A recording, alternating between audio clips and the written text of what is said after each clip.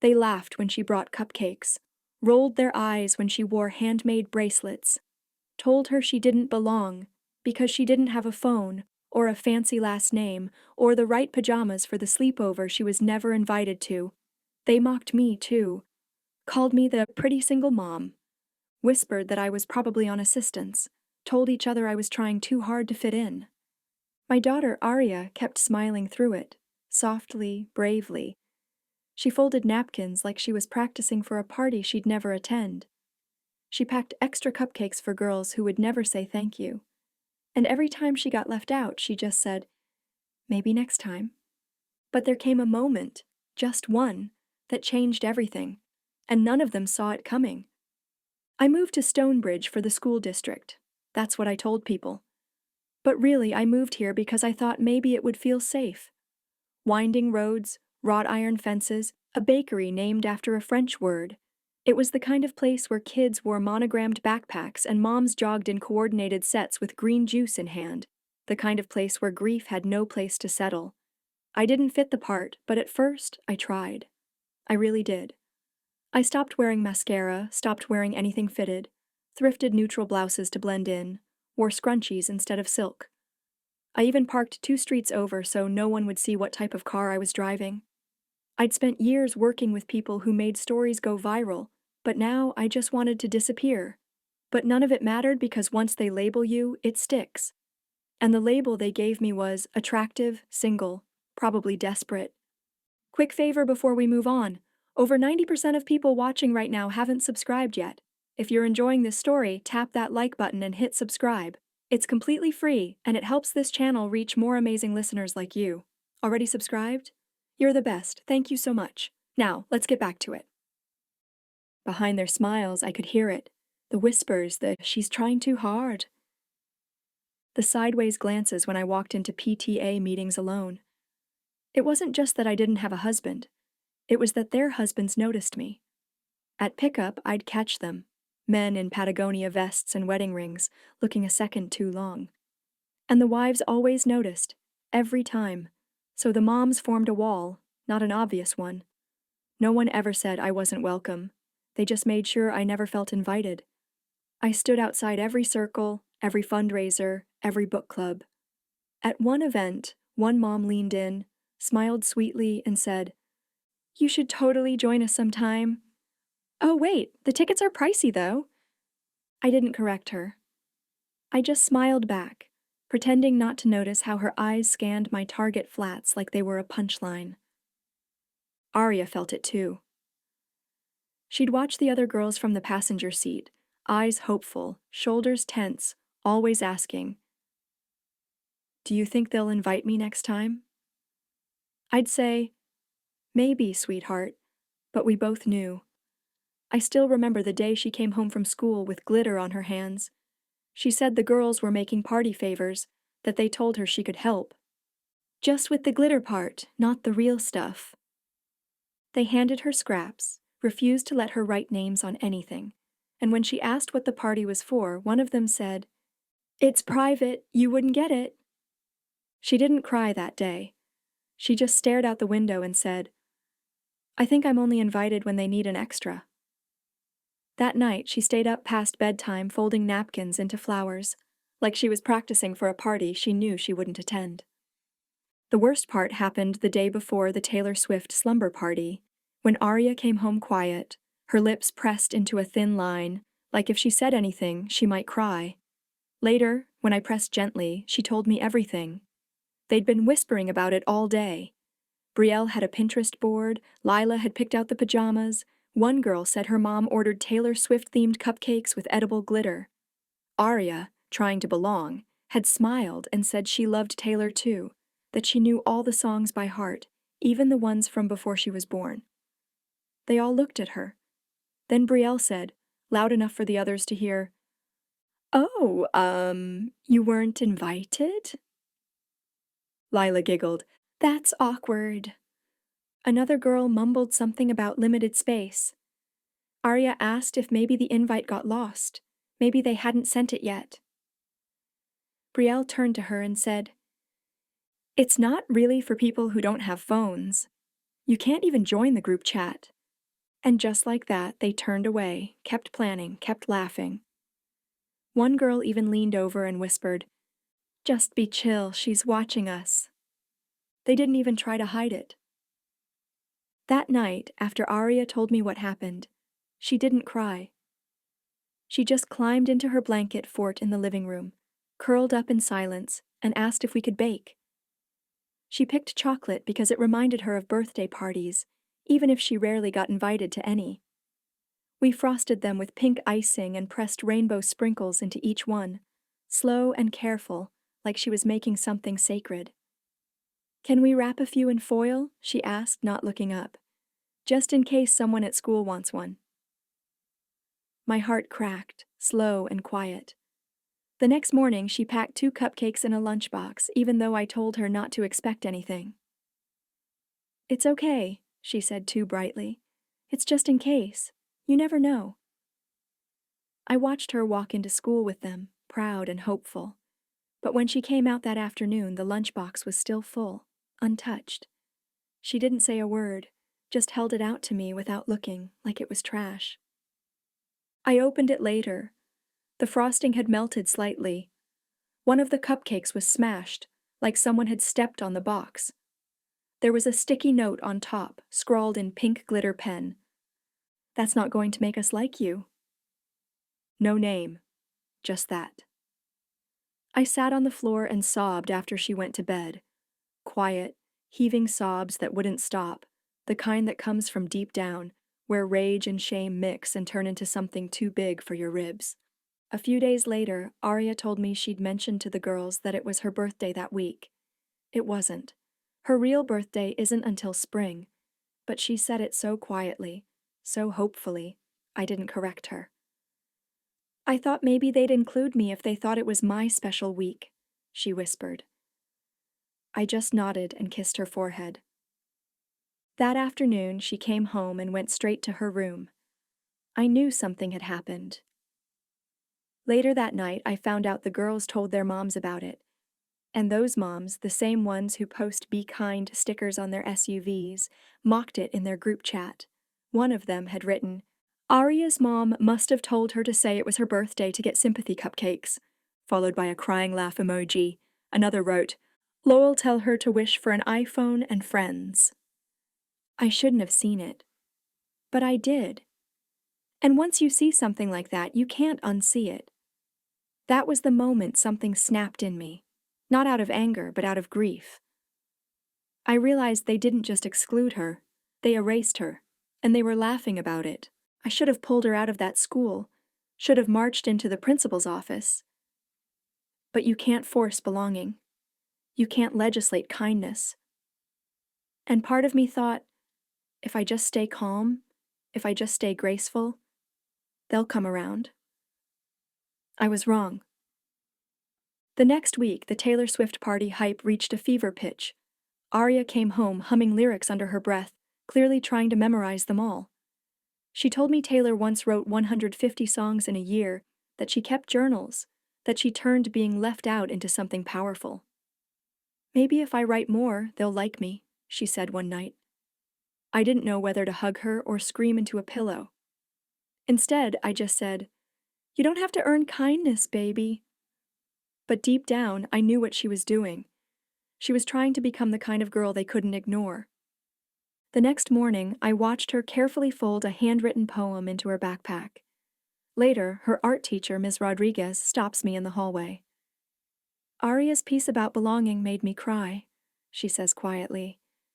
"That girl has something special. It's the first time in months someone has seen my daughter for who she really is. The warmth of it almost breaks me, but I hold it close, a small light in the darkness." On Thursday, I picked her up a little early. She didn't see me at first. I watched her walk down the hallway, backpack swinging, eyes scanning the lockers for something or someone, that little hopeful bounce in her step. Then I saw it. Brielle and the girls, huddled by the water fountain. Lila held up a box of Taylor Swift slumber party supplies and squealed, "My mom got real feather bows, and..." Aria stopped, stepped a little closer, and smiled. Then she asked, gentle and hopeful, "Is it tomorrow night?" The girls turned slowly. Brielle raised her eyebrows and said, "Wait, you're still talking about it?" Another girl laughed. "OMG, I thought she figured it out by now." Lila leaned in, voice syrupy and cruel. "It's not for everyone, some people don't get the vibe." Then Brielle added, "You kind of need a phone to be part of the party. We're watching the concert on TikTok. You can't really join if you can't even FaceTime." Most of the girls got phones in 7th grade. I told Arya she could get one in high school. Now I wonder if I should have given in. Arya stood still. No tears, just silence. Then one of them mumbled, not even trying to whisper, "It's kind of weird she still doesn't get it." They all burst into quiet laughter. And then Brielle, like she was offering a consolation prize, said, "You can still wear pink on Monday, though. We're doing outfits." Like it was charity. Like they were doing her a favor. That night I couldn't sleep. I paced the kitchen, reread old texts, scrolled through Stonebridge Mom Facebook groups filled with women who coordinated cookie platters for baby showers and posted daily reminders about Kindness Month. The hypocrisy made me want to scream. And then I saw it, an Instagram story from Brielle's mom. It was a boomerang of pink gift bags on a granite counter. The caption, "Only the best girls for the best sleepover." I nearly dropped my phone. They weren't even trying to hide it anymore. That's when something in me shifted. Not anger, not yet, but resolve. If they were going to show my daughter what it felt like to be erased, I was going to show her what it meant to be seen. Not with revenge, not with drama, but with presence. The kind that couldn't be ignored. The next morning, I pulled out my old contacts. PR names, event planners, tour staff. I hadn't worked in the industry in years, but I still had a few favors left, and I wasn't afraid to use them. I made 3 phone calls. No explanations, just quiet asks, a seat, 1 night, 2 tickets. I sent Arya's picture, just one, no explanation, just a note that said, "This girl deserves to feel seen." But what if I overpromised? What if this doesn't land the way I hope it will? I pushed the doubt away. I didn't tell Arya. Not yet. I just let her go to school and do her best to smile while the others passed out glitter invites with fake surprise. "Oh, sorry, I thought I gave you one." They didn't even bother to make it believable. Friday arrived with pickup louder than usual. The moms had brought Starbucks, standing in their usual huddle, comparing spa appointments and debating nail polish shades. I stepped back, stayed silent, and watched the girls run to their SUVs, clutching pillows and sequin bags. One of the dads walked by and glanced at me. He looked like he wanted to say something but didn't. Back at home, Arya got into pajamas without being asked.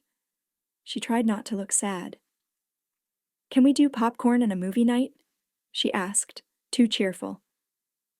"Actually," I said, "go brush your teeth and pack your sneakers, just in case." "Why?" "We have plans." Her eyes lit up for a second, then dimmed again. "It's okay, Mommy, we don't have to pretend." I crouched down, looked her straight in the eyes. "We're not pretending." But what Arya didn't know was that Taylor had already seen her photo. "The stadium is already roaring when we arrive. It's like walking into a dream. A sea of sequins, signs, friendship bracelets flickering like stars." Arya clutches my hand as we're ushered through a private side entrance, past velvet ropes and security guards wearing earpieces. A tour staffer met us near the side entrance. I thought we'd just watch. I didn't know Arya's photo had already been approved for the stage presentation. She doesn't ask where we're going. She's too overwhelmed to speak. Box seats, dead center, perfect view. A server offers us lemonade in clear plastic cups with gold foil straws. Arya whispers, "Mommy, how are we even here?" I smile. "You'll see." Then the lights dim, the screen explodes with color, Taylor appears glittering in silver, and the entire stadium levitates with sound. Arya gasps, hand over heart. as if her favorite constellation just walked down from the sky and landed on stage. For the next hour, she doesn't move. She sings every lyric, knows every step, clutches the edge of her seat when Enchanted begins, and wipes her eyes when The Archer echoes through the rafters. And then, mid-show, the music slows. Taylor stands at the edge of the stage, hand to her brow. Tonight's special, because in this audience we've got someone who reminds me what this whole tour is about. The screen behind her shifts. A photo appears. It's Aria beaming in the cardigan she made herself, standing in our kitchen. The crowd quiets. Her name's Aria. She's brave and bright and kind, and she didn't let a closed circle stop her from showing up with heart. The spotlight finds us. Aria freezes. Taylor gestures. "Come on up here, Aria." The crowd roars as Aria walks shakily to the front of the stage, her eyes huge, her little hands trembling. The lights, the screams, the sheer scale of it. It's overwhelming. Taylor crouches to her level, holding the mic out gently. "Were you surprised?" she asks, smiling. Aria nods, her voice barely audible at first. "Yes, my mom surprised me. I was kind of hoping to get invited to a slumber party tonight.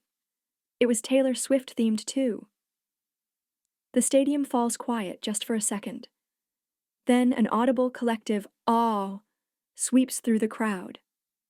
Aria swallows. "But I didn't get invited." The moment lands heavy. Even Taylor pauses. Then Aria lifts her chin, her voice gaining strength. "But this is a million times better." The crowd erupts. Cheers, applause, a standing ovation from tens of thousands of strangers who suddenly know everything they need to know about what kind of little girl she is and what kind of mother raised her. Taylor puts an arm around Aria and says into the mic, "Well, I'd take this version of the party any day." Then she turns to the camera. "And I just want to say, Isabella, wherever you are, you raised her right." The spotlight hits me, and that's when everything starts to unravel for the moms back home. Taylor wipes the corner of her eye and pulls Aria into a side hug. Then she stands tall again, grinning.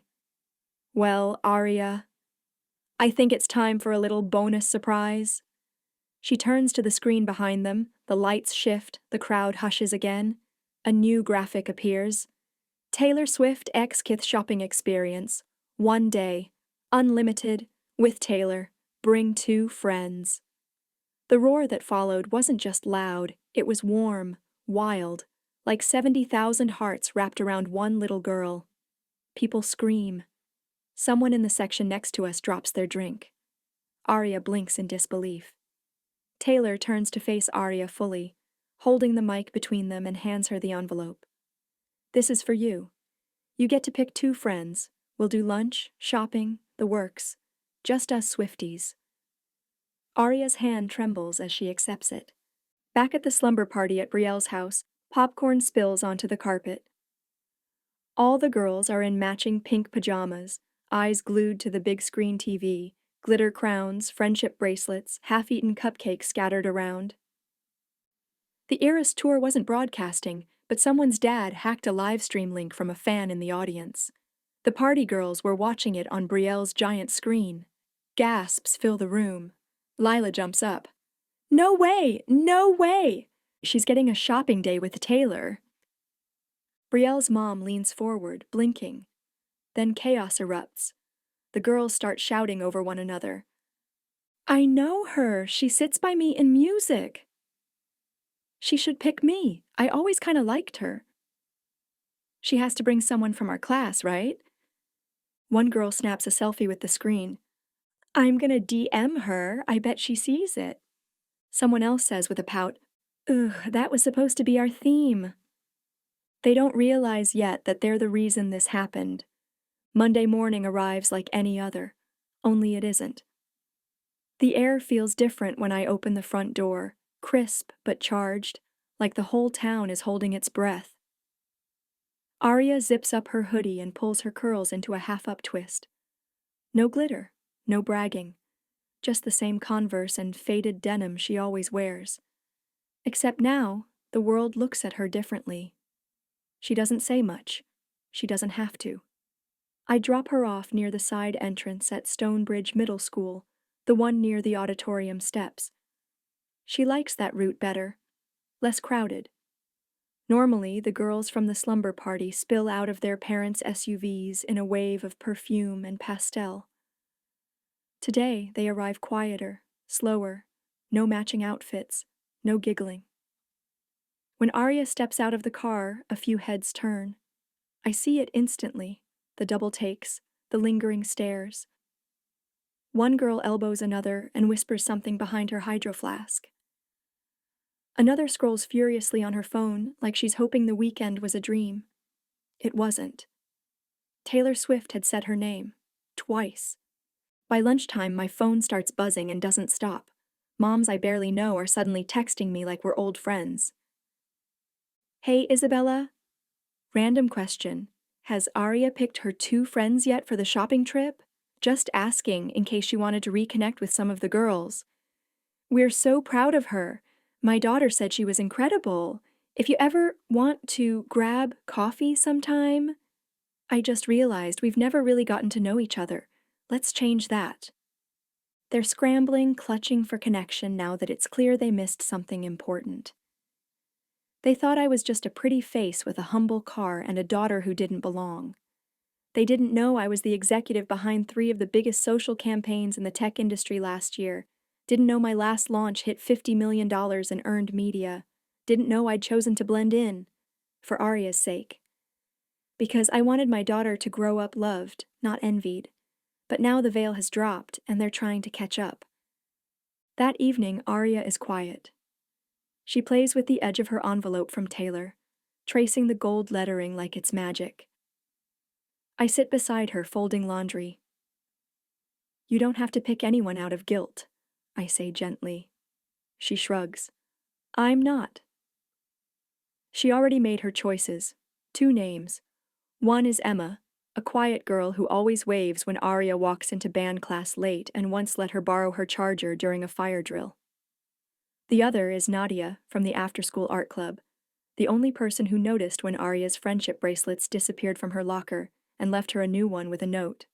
Some people suck. But not you. Neither of them was at the slumber party. By Wednesday, the fallout spreads.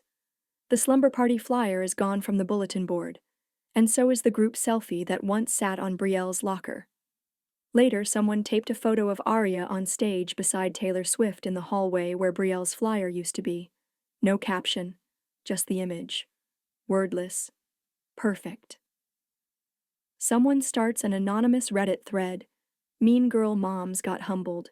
It goes viral locally. At lunch, someone asked Arya how it felt to have Taylor Swift say her name. She shrugged and smiled, then said just loud enough, "My mom doesn't post about kindness. She just lives it." And just like that, another poster went up in the hallway. A photo of Arya and Taylor. No caption, just the image.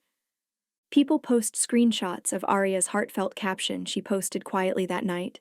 No hashtags, no drama, just honesty. I'm the new girl. It's been kind of hard making friends. I was really hoping to get invited to a sleepover this week, but it's okay. Maybe next time, maybe next year. And beside it, screenshots of the slumber party girls begging to be tagged.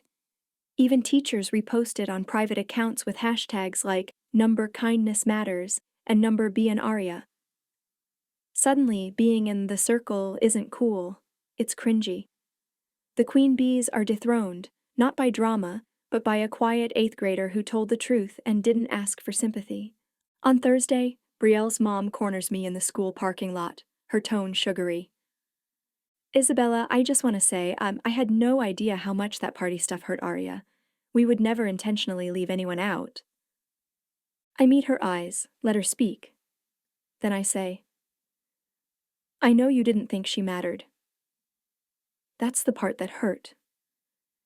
She falters, eyes dart. If Arya ever wants to stop by for a movie night, the girls would love to see her. I nod politely. She's busy. Maybe next weekend? Maybe next year. Then I get in my car and drive off. That night, Aria lays out her outfit for the Taylor Swift shopping day. A soft blue sundress, her favorite white sneakers, and a new cardigan.